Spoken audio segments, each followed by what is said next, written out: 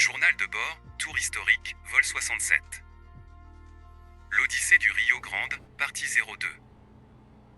Je vous rappelle que mes récits sont purement fictifs et imaginés par rapport au vol en simulateur que j'ai réellement fait.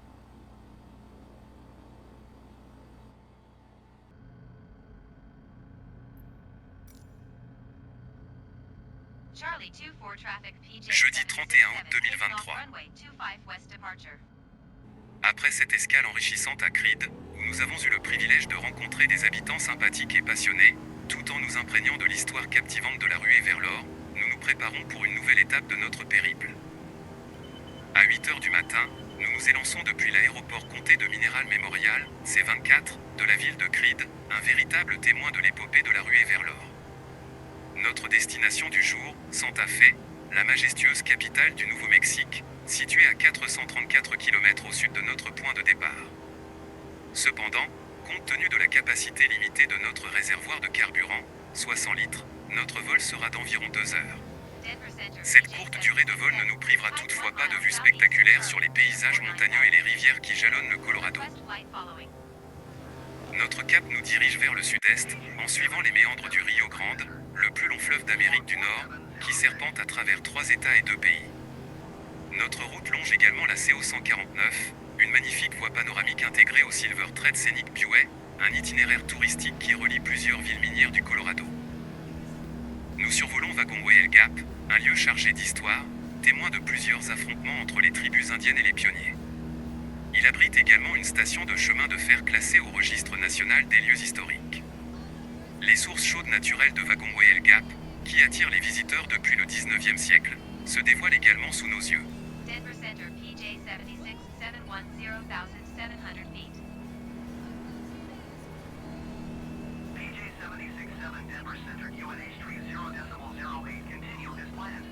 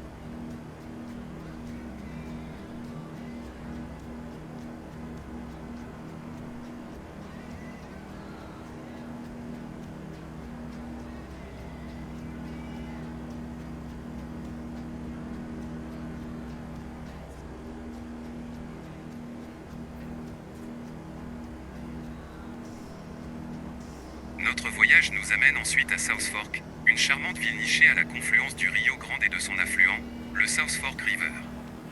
Cette région est une destination prisée des amateurs de pêche à la mouche, de rafting, de randonnée et de ski, grâce à ses paysages naturels d'une beauté exceptionnelle.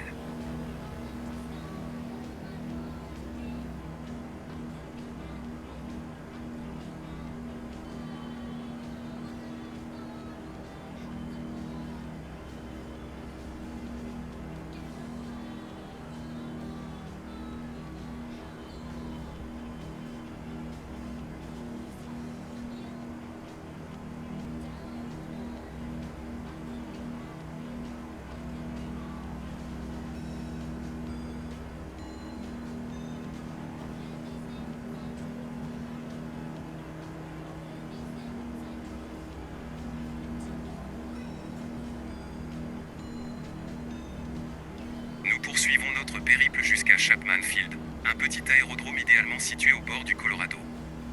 Nous survolons sa piste en herbe, qui accueille les avions de tourisme, tout en savourant la vue panoramique sur les montagnes enneigées et les forêts de pins qui encadrent la vallée du Rio Grande.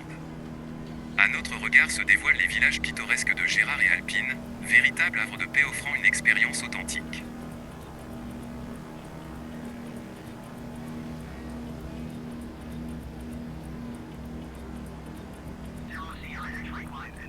flight level 190.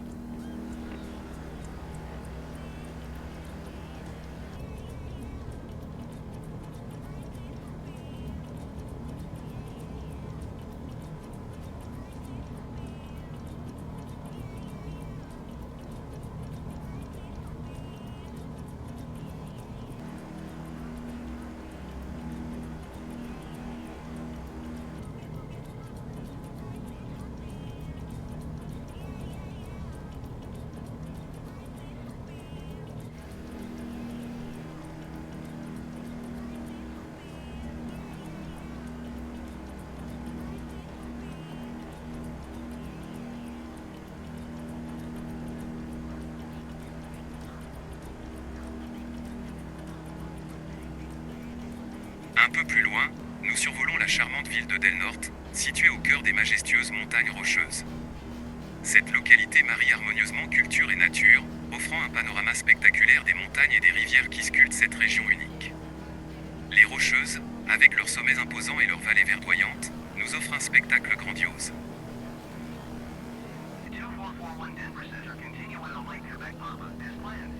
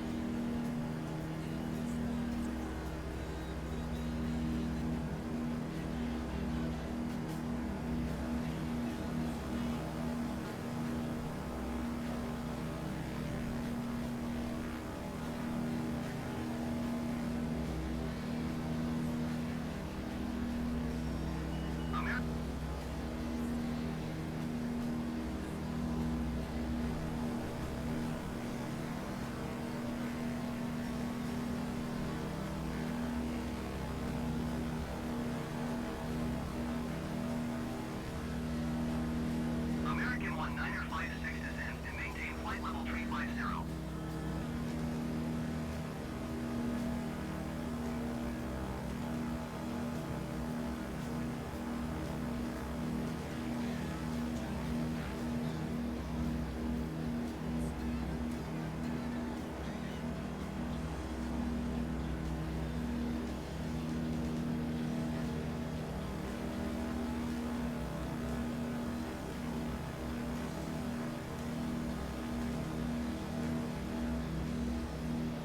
Alaska 424 climb and maintain flight level 370.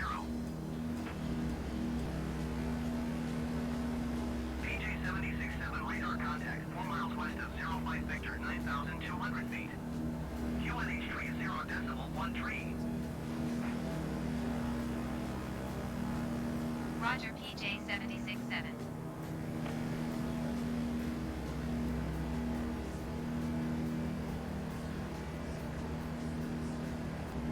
United 2379er climb and maintain flight level 370.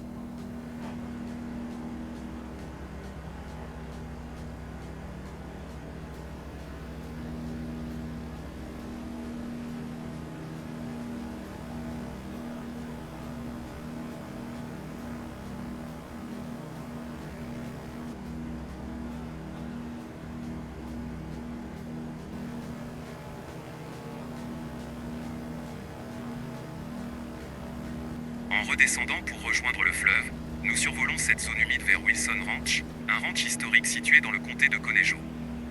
Nous admirons les méandres des rivières Conejo et Conjo Diversion, deux affluents du Rio Grande qui traversent des paysages montagneux et forestiers. À la confluence du Colorado, nous prenons la direction du sud en suivant la route 28 jusqu'à la région de Lazoz, un petit village agricole au pied des collines. Nous survolons le parc Rio Grande Grimbelt Récréation Area, une aire protégée qui offre des sentiers de randonnée, du vélo et de l'équitation le long du fleuve. Nous apercevons le Lobato Bridge, un pont en acier qui enjambe le Rio Grande depuis 1892. À gauche, nous voyons cette grande zone désertique parcellée par des routes qui s'étend jusqu'à San Pablo, une communauté rurale dominée par le sommet enneigé de Culbra Peak, le plus haut sommet de la chaîne de Sangre de Cristo.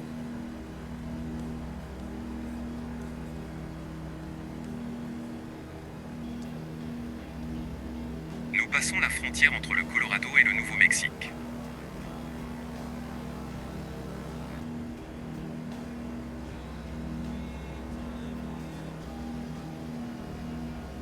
À gauche, nous distinguons le Ute Mountain, une montagne sacrée pour les tribus amérindiennes qui vivent dans la région.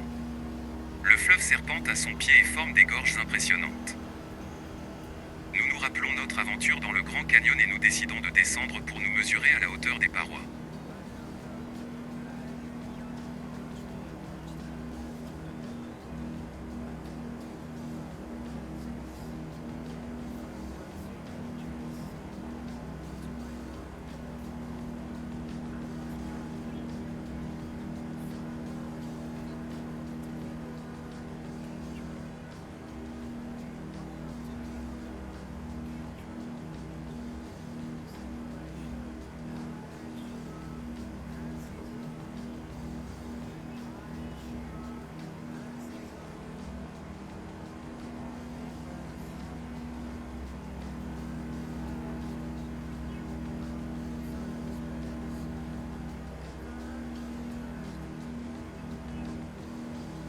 L'endroit est assez étroit, Aïssa me tape sur l'épaule en me faisant signe de remonter.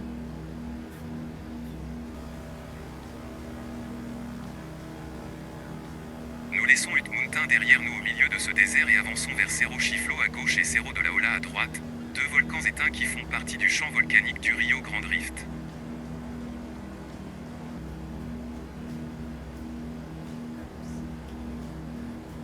PJ-767, contact Albuquerque Center on 132.8. Good day.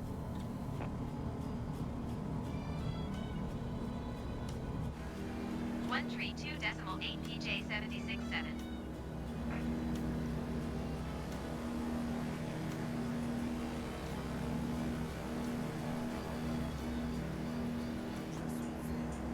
L'envie de m'amuser un peu dans le canyon est trop forte et je redescends. L'endroit est plus large et peu profond pour permettre une immersion mais le spectacle reste magnifique.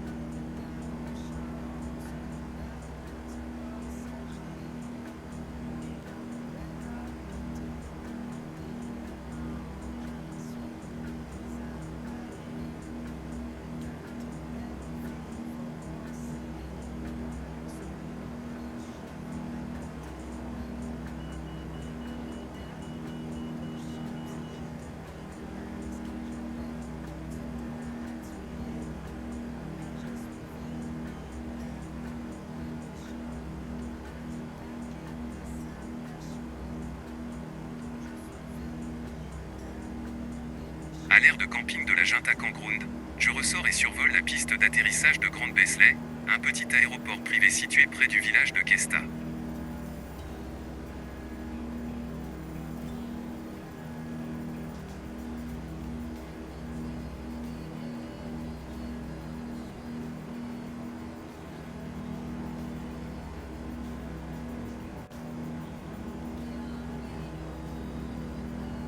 Je salue au passage les pilotes au sol qui nous regardent avec curiosité.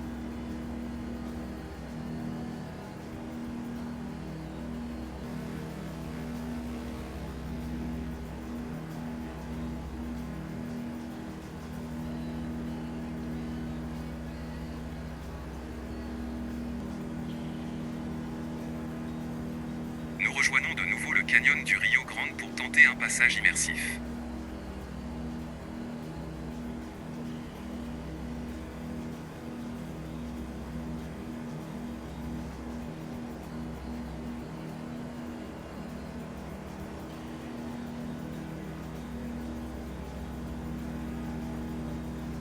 Voilà qui est mieux, nous sommes sous la surface du désert et l'adrénaline nous envahit d'un court instant car le canyon se resserre et nous devons ressortir.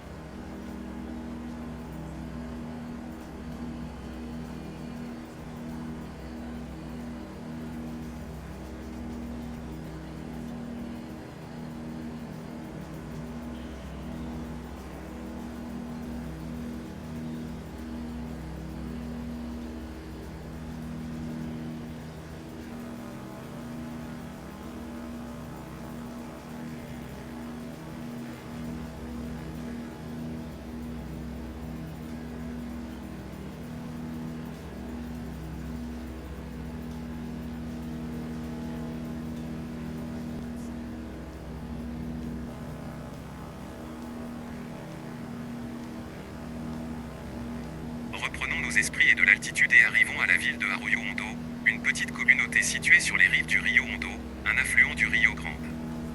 À droite sur le fleuve, nous passons le John Dunn Bridge, un pont historique construit en 1908 par John Dunn, un entrepreneur qui transportait les voyageurs et le courrier vers Taos et qui tenait un hôtel près du pont. Avançons encore et traversons toutes ces petites propriétés isolées dans ce désert avant d'arriver à l'aérodrome de Taos RGNL, un aéroport régional qui dessert la ville de Taos et ses environs.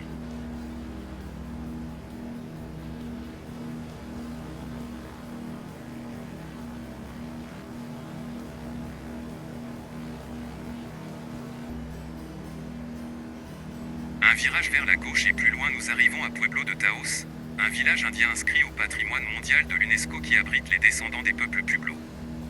Au pied des montagnes de Pueblo Peak et Capulin Peak, deux sommets qui culminent à plus de 3600 mètres d'altitude, nous admirons les maisons en adobe qui se fondent dans le paysage.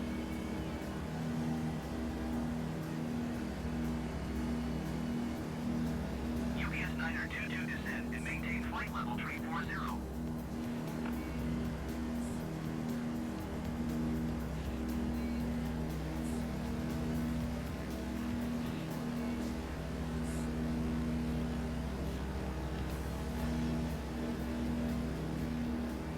Demi-tour vers Taos Pueblo, le plus ancien village habité en continu aux États-Unis, où nous pouvons observer les traditions et l'artisanat des habitants. Puis nous survolons la ville de Taos, une ville artistique et culturelle qui attire de nombreux visiteurs. Nous voyons la place historique, la basilique Saint-François d'Assise et le musée Haroud.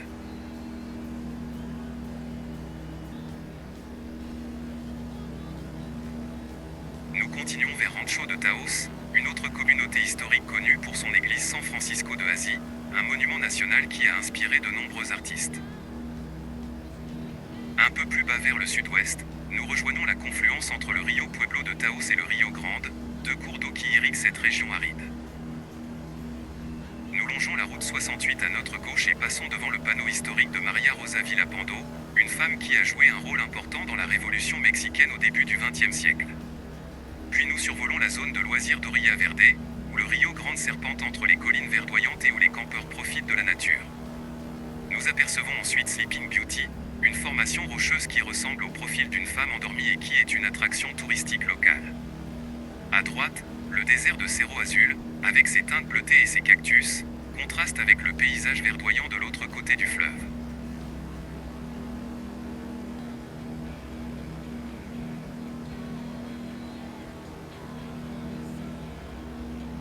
Nous arrivons maintenant au croisement de la Junta, où le Rio Grande et le Rio Pueblo se rejoignent. Nous admirons les deux tétons, deux montagnes coniques qui dominent la vallée.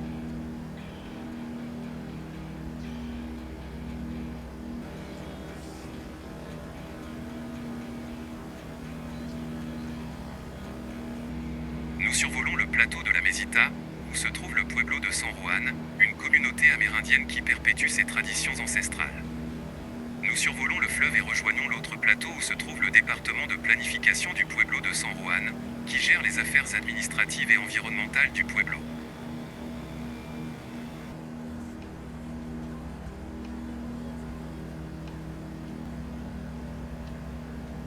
À Chili, un petit village du Nouveau-Mexique, nous virons à gauche et descendons le Rio Chama, un affluent du Rio Grande qui traverse des paysages spectaculaires.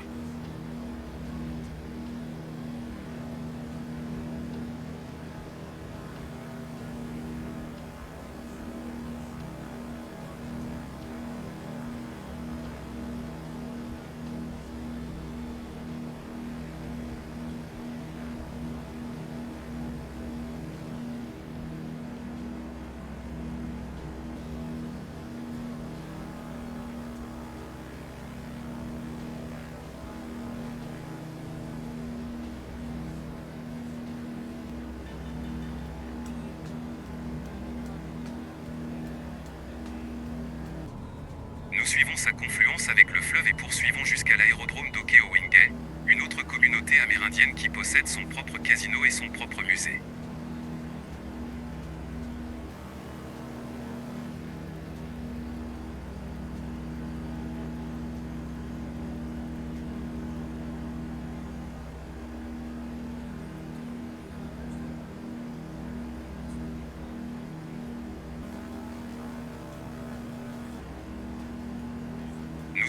ville d'El Llano, qui a été fondée par des colons espagnols au XVIIIe siècle et qui est connue pour ses ponts historiques sur le Rio Grande.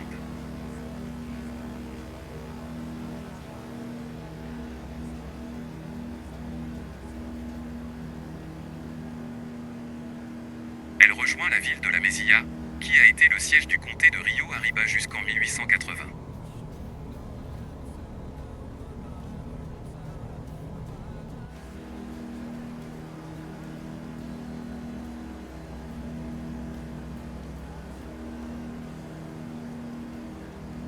Devant nous se dresse le mont Black Mesa, un sommet sacré pour les peuples amérindiens qui vivent dans la région.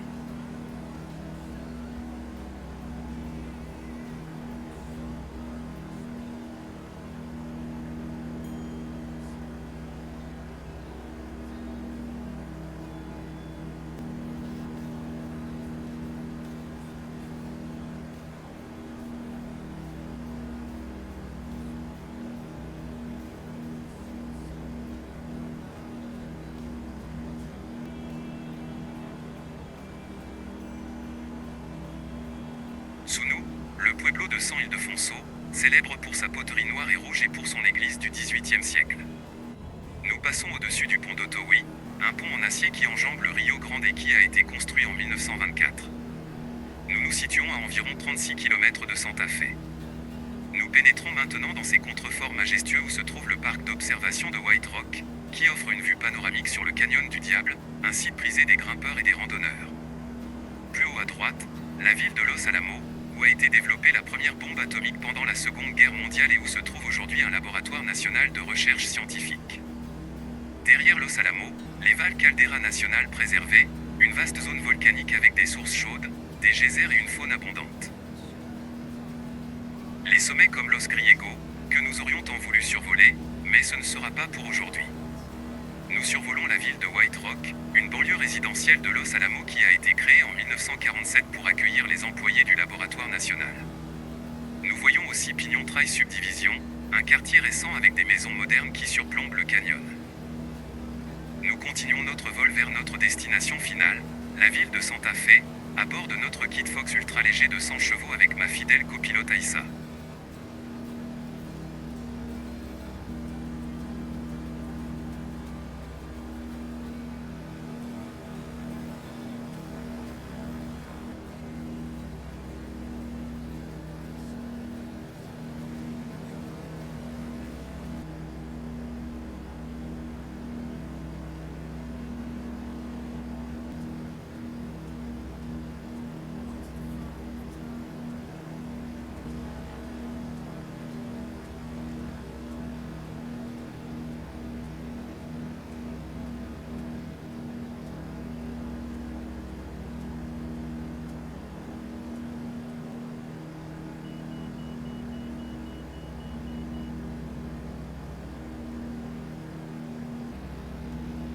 Ce canyon nous amène jusqu'à la ville de Cochiti Lake à droite, où se trouve le barrage de Cochiti, un immense barrage en terre qui a été construit par l'armée américaine pour contrôler les crues et les sédiments du Rio Grande.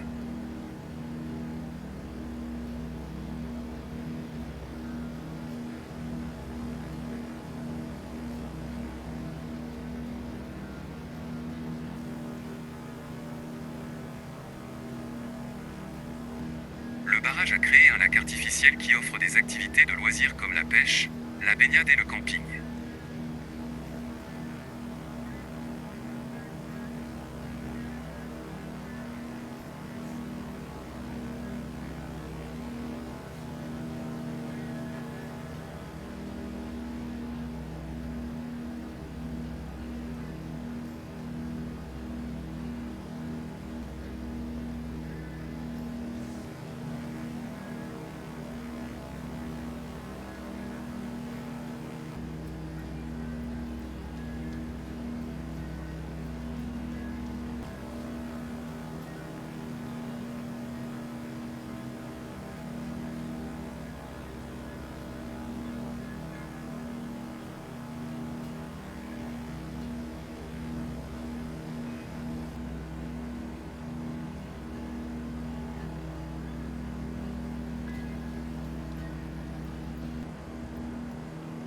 Nous remontons à gauche le long du barrage jusqu'à la région de la Bajada, une zone historique où se trouvait autrefois un village espagnol et une route escarpée qui reliait Santa Fe au Rio Grande.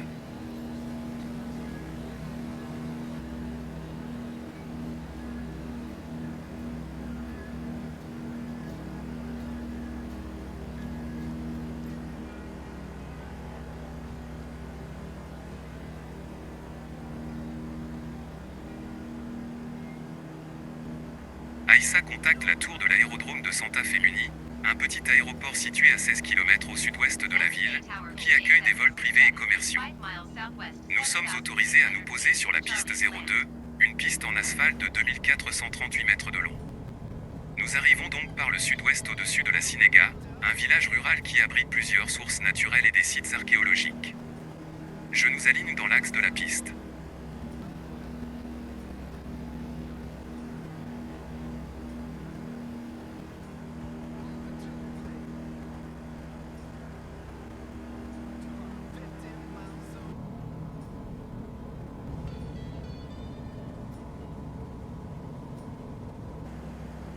Je réduis les gaz et me prépare à atterrir.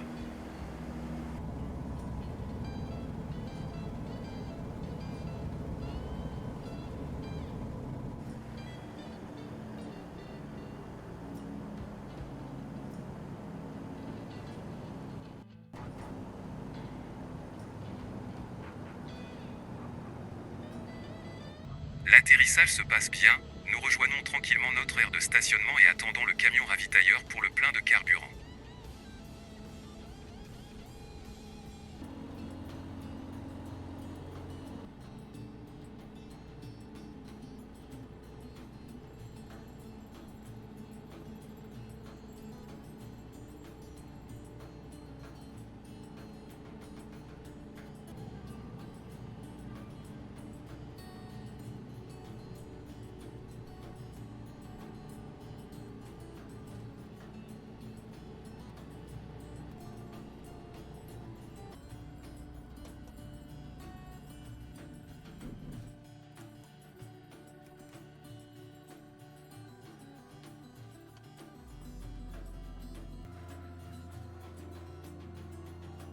Bienvenue à bord de notre Kit Fox pour un voyage exceptionnel le long du Rio Grande, le fleuve qui sépare les États-Unis et le Mexique.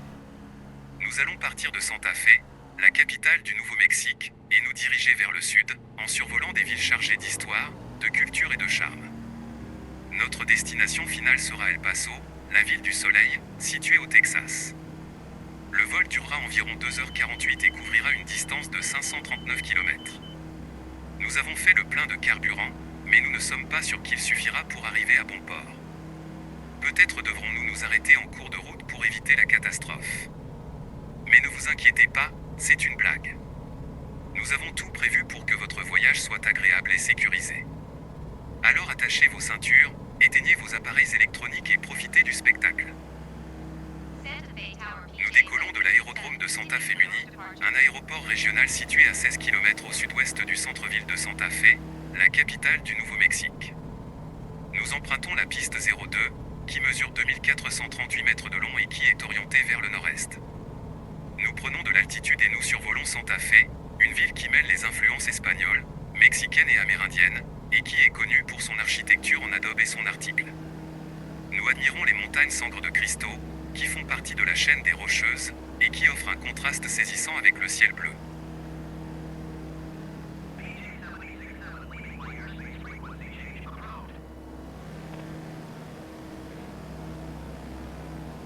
Santa Fe Tower PJ 767 frequency change. Puis nous faisons demi-tour, en passant au-dessus d'Agafria, un village historique fondé au XVIIIe siècle par les colons espagnols, et de Franchies-Field de Santa Fe River Trail, un parc public qui longe la rivière Santa Fe et qui propose des sentiers de randonnée, du vélo et de l'équitation. Nous revenons vers le centre-ville, avec le Museum of International Folk Art à notre gauche, un musée qui expose des objets d'art populaire du monde entier, et qui possède la plus grande collection de crèches du monde.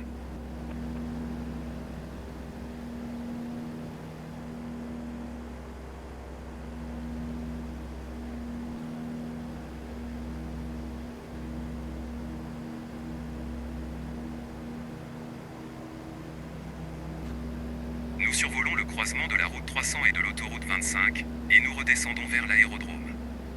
Nous passons au-dessus du Santa Fe Community College et de l'Institute of American Indian Art, IAIA, deux établissements d'enseignement supérieur qui offrent des programmes variés et qui accueillent des étudiants de diverses origines.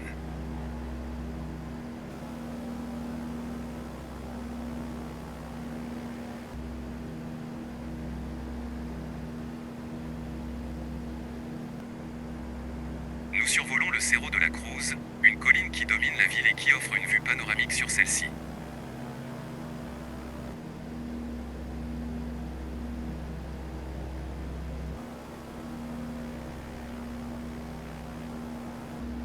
Nous passons l'aire de repos la Bajada Rest Area, un endroit où les voyageurs peuvent se reposer, se rafraîchir et profiter de la vue sur le plateau volcanique de la Bajada Mesa, qui s'élève à 180 mètres au-dessus des plaines. À gauche, nous voyons le Rosario Cemetery, un cimetière historique qui date du XVIIIe siècle et qui contient les tombes de plusieurs personnalités locales. Nous continuons en longeant l'autoroute 25 et le péage lorsque nous passons Budaguer, un petit village qui a été fondé en 1881 par un marchand libanais et qui est aujourd'hui presque abandonné. Un peu plus loin, à la croisée avec le fleuve, nous survolons la région de San Felipe Pueblo, un village amérindien qui appartient à la tribu des Kers et qui possède un casino.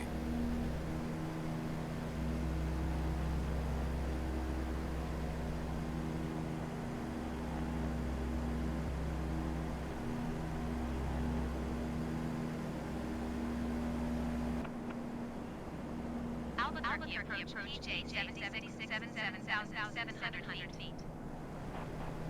Nous avançons encore et survolons Algodón, une ville qui signifie le coton en espagnol, et qui était autrefois un important centre commercial sur le Camino Real. À droite, nous apercevons le lac et le barrage de Jomé Canyon, une structure qui a été construite en 1953 pour contrôler les crues du Rio Grande, et qui crée un réservoir d'une capacité de 14 millions de mètres cubes.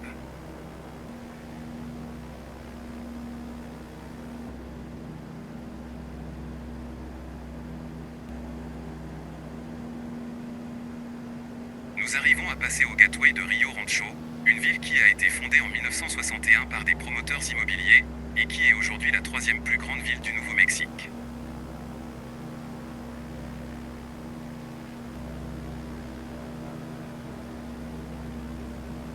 Nous virons à gauche à 90 degrés vers le sud-est et survolons Chamisa Estade de Rio Rancho, un quartier résidentiel qui offre des maisons spacieuses et modernes, avec des vues sur les montagnes.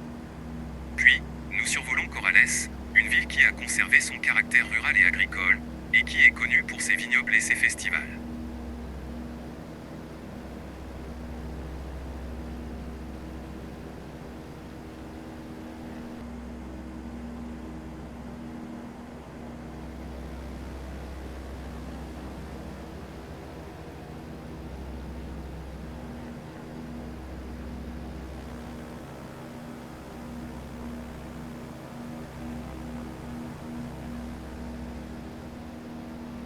Nous retraversons le fleuve jusqu'à nord-est de Albuquerque où nous pouvons apercevoir à gauche le Sandia Resort et Casino, un complexe hôtelier qui propose des jeux, des restaurants, un spa, un golf et une vue panoramique sur la chaîne de Sandia.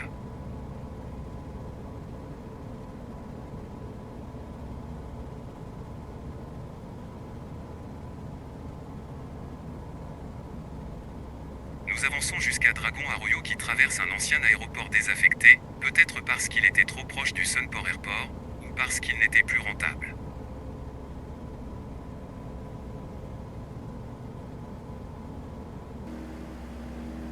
Nous survolons les quartiers de North Domingo Baca Park, un parc public qui dispose d'un centre communautaire, d'un terrain de basket, d'un skatepark et d'un chenil, Del Reer, un quartier résidentiel qui se trouve à proximité du centre commercial Coronado Center, Albuquerque Meadows, une communauté pour les personnes âgées de 55 ans et plus, qui offre des activités sociales et récréatives, Academy Acre North, un quartier familial qui se situe près de l'Academy Hills Park, Montgomery Park, un parc qui possède une aire de jeu, un terrain de volley-ball et une piste cyclable, et McKinley, un quartier qui se trouve au nord-est du centre-ville.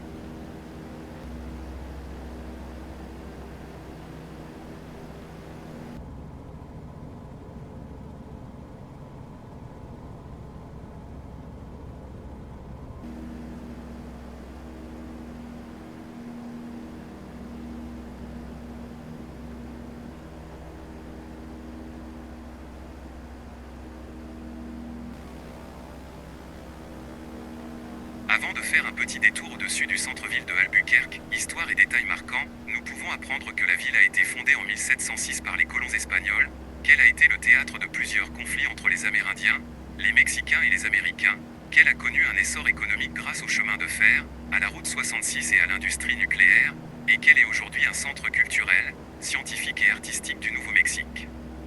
Parmi les détails marquants du centre-ville, nous pouvons mentionner le Old Town Plaza, le musée d'art et d'histoire d'Albuquerque, le théâtre Kimo, le Civic Plaza, le Convention Center et le musée d'art moderne et contemporain.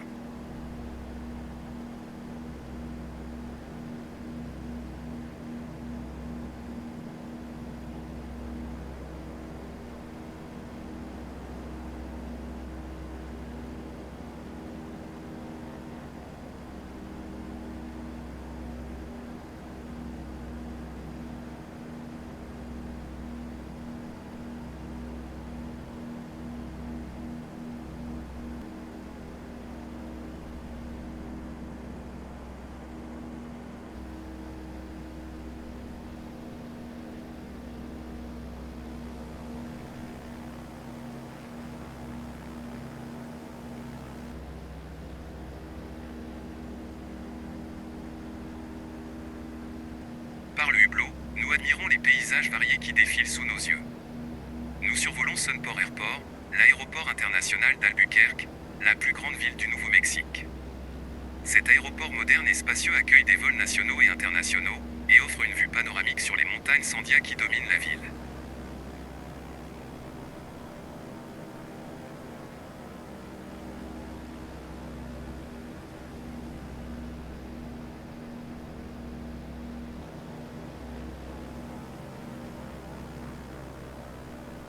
Un peu plus loin, nous apercevons le siège de Fidelity Investment, Corporate Office, une des plus grandes sociétés de gestion de patrimoine au monde. Ce bâtiment imposant abrite plus de 1000 employés qui travaillent dans les domaines de la finance, de la technologie et du service à la clientèle. Nous reprenons notre itinéraire vers le sud, en suivant le cours du Rio Grande. Nous arrivons à Isleta Pueblo, une communauté amérindienne qui vit sur les rives du Rio Grande depuis des siècles. Nous pouvons voir leurs maisons traditionnelles en adobe, leurs champs de maïs et leurs églises historiques. Nous sommes impressionnés par leur culture riche et leur mode de vie respectueux de l'environnement.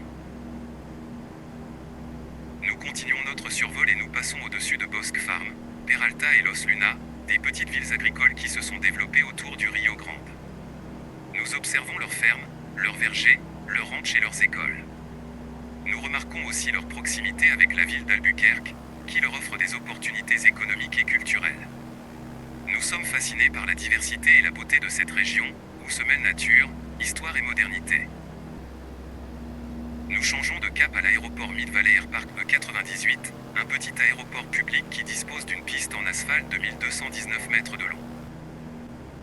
Nous poursuivons notre mission, rivage d'héritage, en plongeant au cœur des richesses du Rio Grande. Nous arrivons maintenant à Los Chaves, un petit village situé à l'est du Rio Grande.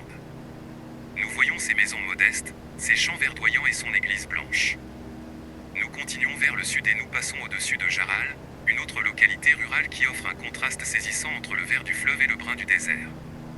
Nous apercevons quelques fermes, des chevaux et des vaches. Nous arrivons ensuite au village de Rio Community Casa Colorada, qui tire son nom de la couleur rougeâtre de la terre.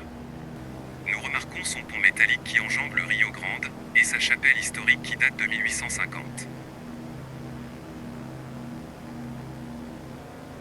Nous survolons l'élevage laitier de Pareo Upper Dairy, où nous voyons des centaines de vaches Holstein qui produisent du lait pour la région. Nous admirons le travail des éleveurs qui s'occupent quotidiennement de ces animaux. Nous arrivons à l'aérodrome de Skywagon Farm, où nous saluons d'un signe de la main les autres pilotes qui s'envolent ou se posent sur la piste en herbe. Nous croisons le village de Lopez Propane and Veguita, où nous voyons des camions-citernes qui transportent du gaz propane pour les habitants. Nous sommes impressionnés par la diversité des activités économiques qui se déroulent dans cette région. Toutes ces terres agricoles entre le fleuve et le désert nous procurent la sensation d'être témoins d'un équilibre fragile entre l'homme et la nature. Nous descendons toujours le Rio vers le sud et nous croisons Las Nutria, un hameau qui signifie « les loutres » en espagnol. Nous essayons d'apercevoir ces animaux aquatiques, mais ils sont trop discrets pour se montrer. Sur l'autre rive, nous apercevons Abeta, un autre village qui porte le nom d'un chef indien qui vivait là au XVIIe siècle. Nous voyons son église en adobe, sa place centrale et son cimetière. Nous arrivons à la croisée des routes 60 et 25, deux axes importants qui traversent le Nouveau-Mexique du nord au sud et en ouest. Un peu plus loin, nous survolons Contrera et l'église de Santa Barbara Church sur l'autre rive.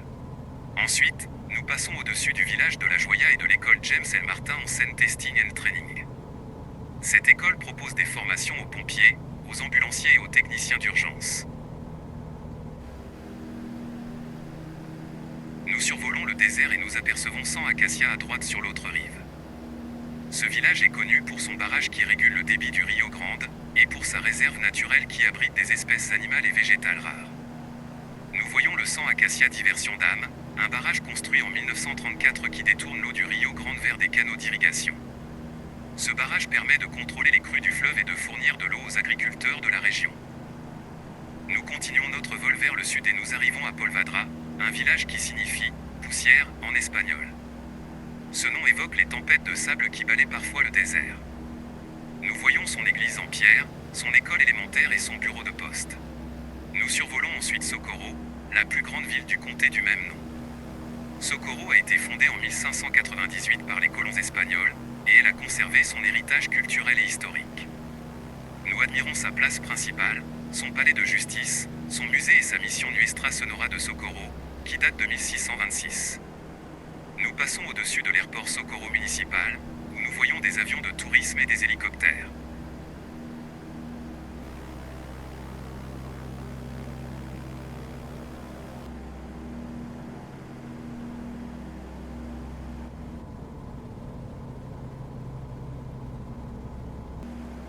Nous partons plus à droite vers le désert et nous laissons derrière nous Luis Lopez, un village qui porte le nom d'un ancien gouverneur du Nouveau-Mexique. Nous voyons ses champs de coton, ses vergers et ses vignobles. Nous arrivons à San Antonio, un village qui est célèbre pour ses restaurants qui servent des hamburgers au chili vert, une spécialité locale. Nous avons l'eau à la bouche en imaginant le goût de ces mets épicés. Nous survolons le refuge faunique national de Bosque del Apache, une réserve naturelle qui protège plus de 57 000 acres de terres humides, de forêts, de prairies et de déserts. Ce refuge est un paradis pour les oiseaux migrateurs, comme les grues, les oies, les canards, les hérons et les aigles. Nous sommes émerveillés par la beauté et la diversité de ces paysages.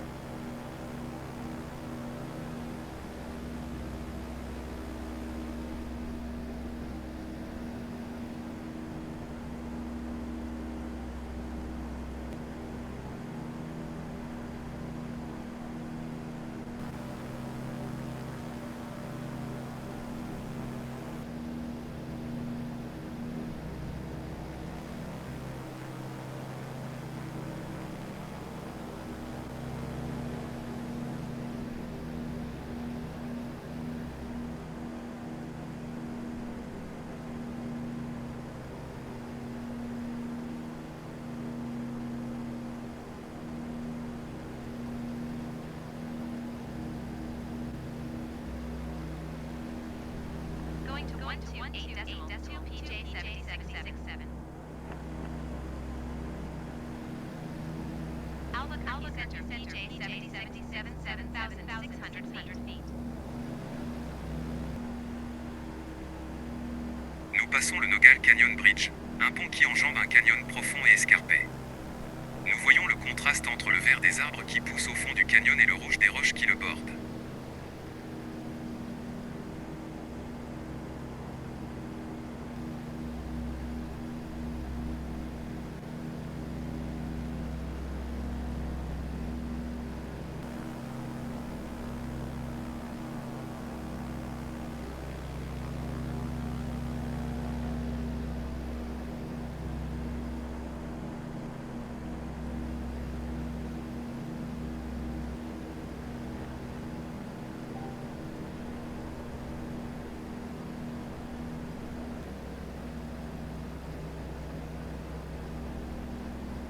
Nous survolons ensuite The Rock House, une maison construite dans les années 1930 à partir de pierres trouvées sur place. Cette maison est un exemple d'architecture vernaculaire qui s'adapte aux ressources et aux conditions locales. Nous arrivons à Monticello RV Park, un parc pour camping-car situé près du Rio Grande. Nous voyons des véhicules de toutes les tailles et de toutes les formes, qui offrent un confort et une liberté aux voyageurs. Nous saluons les campeurs qui profitent du soleil et du paysage. Nous arrivons à l'aérodrome de Tross-Hors-Conséquence Muni Airport. Cet aérodrome est situé à 6 km au nord de la ville de Tross-Hors-Conséquence, et il dispose de 2 pistes en asphalte de 1829 mètres et 1219 mètres de longueur. Sur notre gauche, nous admirons le lac Éléphant Butte, le plus grand lac artificiel du Nouveau-Mexique, qui s'étend sur plus de 60 km de long et 8 km de large. Ce lac est formé par le barrage Éléphant Butte, un ouvrage en béton qui retient les eaux du Rio Grande depuis 1916. Ce barrage est le plus grand du Nouveau-Mexique, et il a été le plus grand du monde à l'époque de sa construction. Il sert à réguler le débit du fleuve, à produire de l'électricité, à irriguer les terres agricoles et à offrir des loisirs aux visiteurs.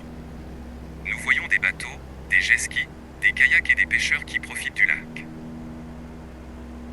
Nous sommes au cœur de Tross-Hors-Conséquence, une ville qui doit son nom à un jeu télévisé américain des années 1950.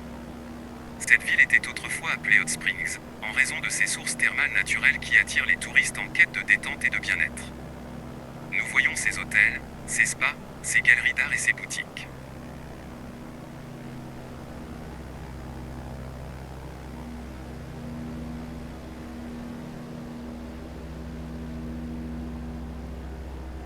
Nous poursuivons notre vol en survolant Timber Mountain, une montagne qui culmine à 2256 mètres d'altitude.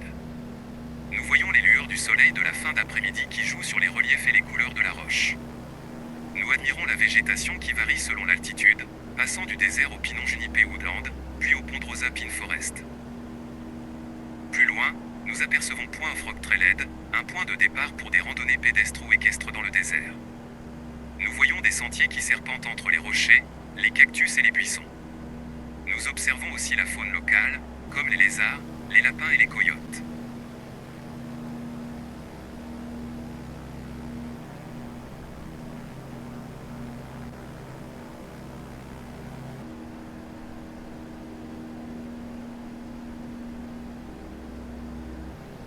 Sur notre gauche, nous voyons le Bureau Ranch Airport NM14, un petit aérodrome privé situé sur un ranch. Nous voyons des avions légers et des hangars qui appartiennent aux propriétaires du ranch. Nous saluons d'un signe de la main les pilotes qui nous font un clin d'œil.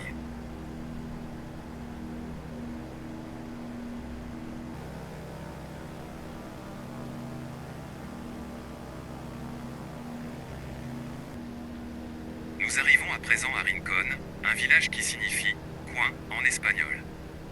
Ce nom fait référence à la forme du Rio Grande, qui forme un coude à cet endroit. Rincon a été fondé en 1851 par des fermiers et des éleveurs qui s'installèrent le long du fleuve. Nous voyons son église, son école, son bureau de poste et son cimetière.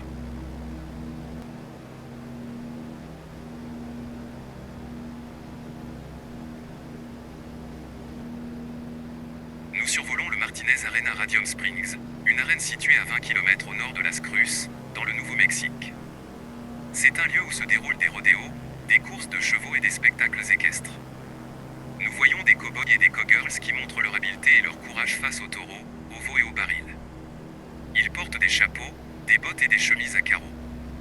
Ils font partie de la culture du Far West, qui a marqué l'histoire de cette région. Nous admirons leur maîtrise et leur audace. Nous passons la zone désertique de Habanero Falls, un restaurant mexicain situé à El Paso, au Texas. Nous sentons les effluves épicés des plats typiques comme les tacos, les burritos et les enchiladas. Nous entendons la musique festive et joyeuse qui anime le lieu. Nous voyons les couleurs vives des décorations et des costumes. Ils reflètent la culture du Mexique, qui a influencé cette région.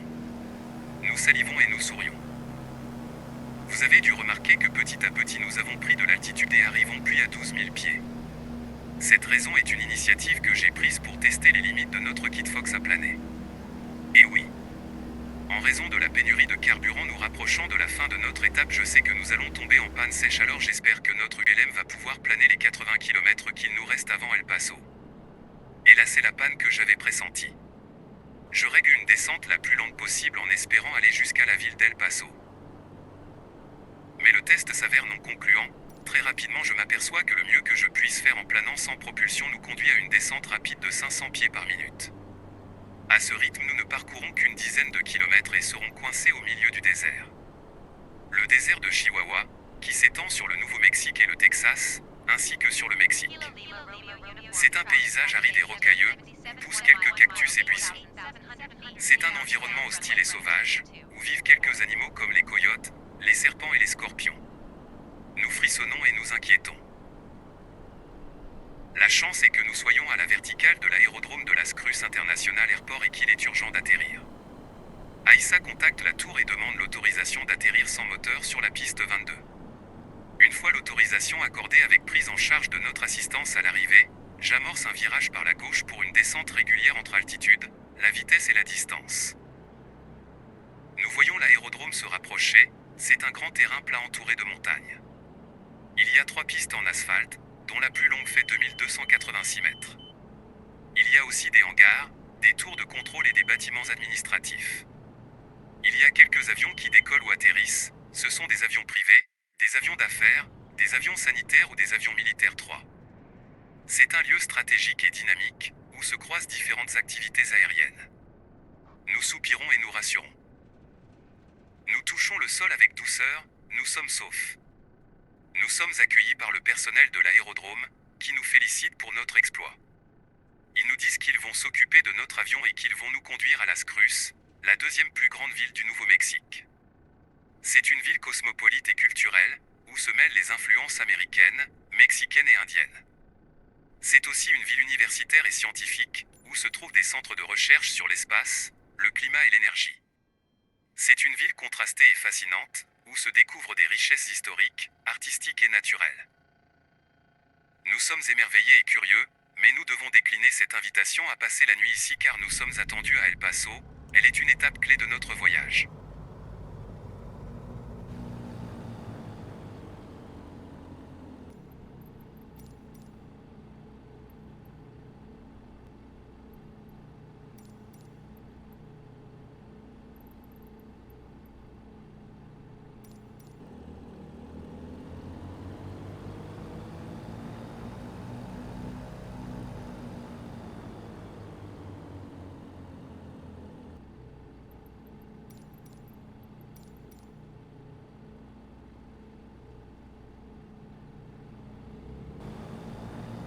Une fois le ravitaillement effectué, nous reprenons notre envol vers le sud-est en longeant le Rio Grande.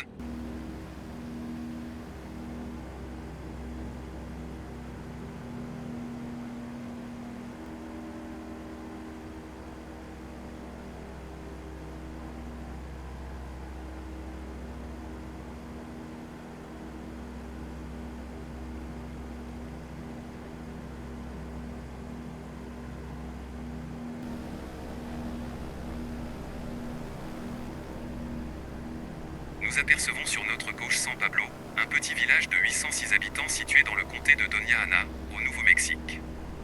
Puis nous survolons Santo Tomás, un autre village du même comté, qui se trouve à proximité de la rivière San Miguel. Nous admirons les champs verdoyants et les arbres fruitiers qui bordent la route 28. Puis nous passons au-dessus de Vado, une communauté non incorporée de 3194 habitants, qui fait partie de l'aire métropolitaine de Las Cruces. Nous voyons les maisons modestes et les commerces locaux qui jalonnent la route. Puis nous arrivons à Berrino, un lieu désigné par le recensement de 1441 habitants, qui se trouve à la jonction des routes 478 et 226. Nous remarquons les églises et les écoles qui témoignent de la vie sociale du village.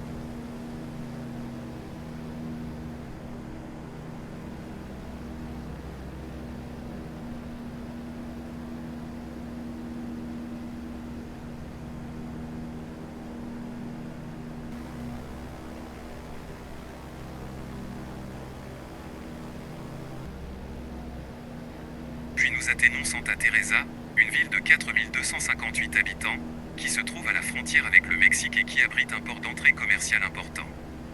Nous observons les camions et les trains qui circulent entre les deux pays. Nous franchissons la frontière des États du Nouveau-Mexique et du Texas.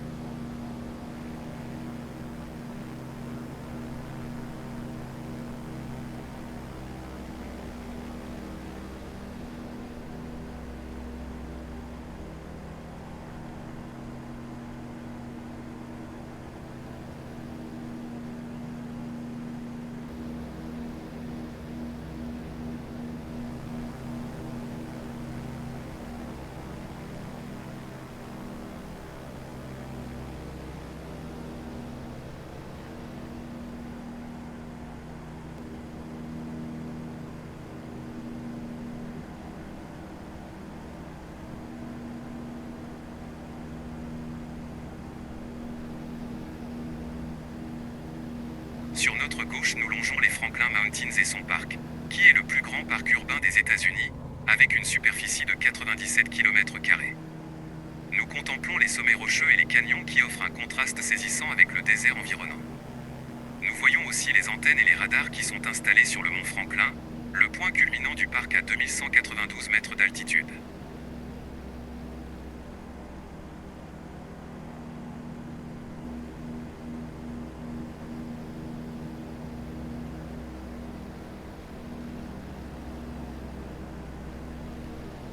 De là, nous franchissons la montagne en direction de l'est vers l'aéroport international d'El Paso.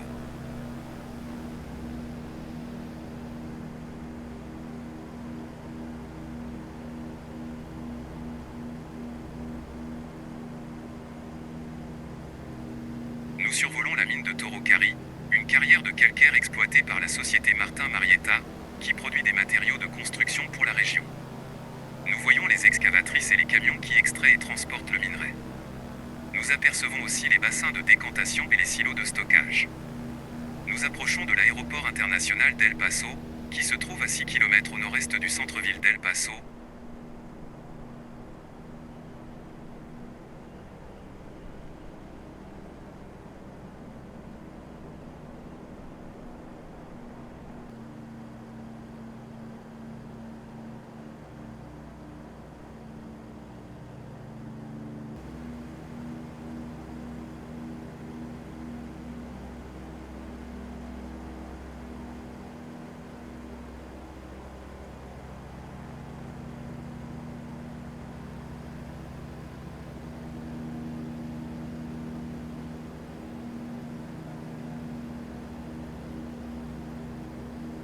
Nous traversons la route 62 et l'autoroute 10.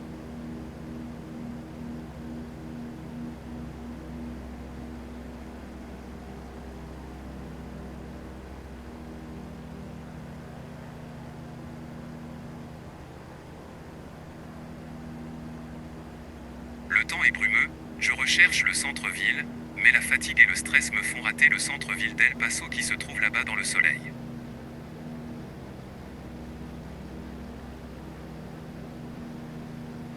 Nous passons la frontière entre les États-Unis et le Mexique en franchissant une nouvelle fois le fleuve.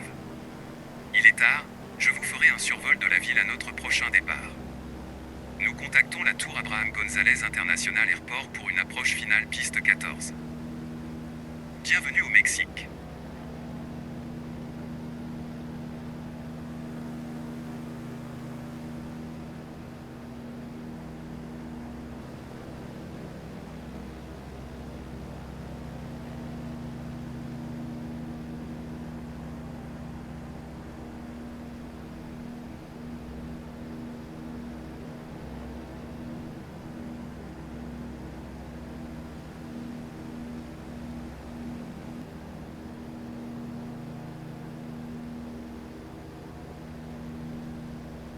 Abraham González International Airport est un aéroport international situé à Ciudad Juárez, dans l'état de Chihuahua, au Mexique, près de la frontière avec les États-Unis en face d'El Paso. Il accueille le trafic aérien national et international de la ville de Ciudad Juárez. Il porte le nom du gouverneur Abraham González de l'état de Chihuahua. C'est un aéroport de taille moyenne qui se trouve à une altitude très élevée, à 1206 mètres au-dessus du niveau de la mer. Il dispose de 2 pistes asphaltées, dont la plus longue mesure 3400 mètres.